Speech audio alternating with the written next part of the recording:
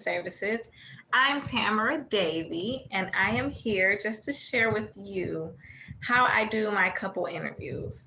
So, number one, I always start by asking them the spelling of their first and last names for the person that's calling and making the appointment, as well as their partner's first and last name.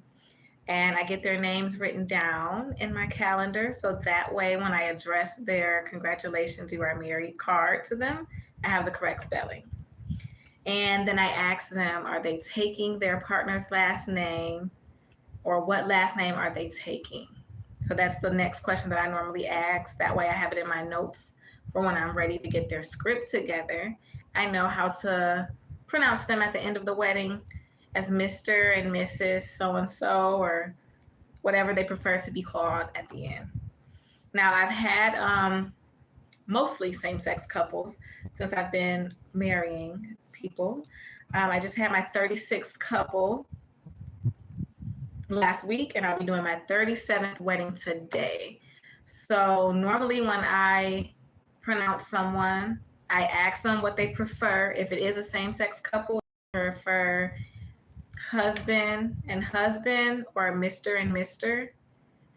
And I ask them that. I also normally ask them what is their religious preference, if they would be given away by a family member, and if they would like to include or exclude the objections. A lot of people go with taking the objections out. They don't want you to say if you object in their wedding script. So a lot of people take that out. And the last thing that I ask them is, how did they find me? So if they found me on Google, Facebook, Instagram, or YouTube, I like to know that because I like to know what is the best promotion platform for me, what's working. So those are some things that I ask my couples. I also ask them, where are they going to get married? What's the venue? So I can write that down and I can kind of learn the route if I've never been there before. Most of the places that my couples go for their weddings, I've already been to the venue before, or I kind of already know where it is. But I always make sure that I put it in my map and make sure it's within the service area that I work with. And last but not least, I always ask them if there is anyone that tries to object, how would they like me to handle that?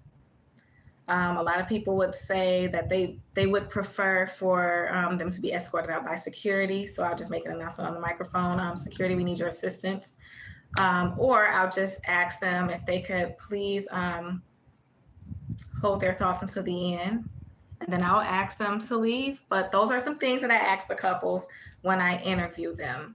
So now that you know some questions that you can ask couples when you're interviewing them, get out there, start talking to people, tell everyone that you know that you are a wedding officiant so that you can get your feet wet in the wedding officiant industry.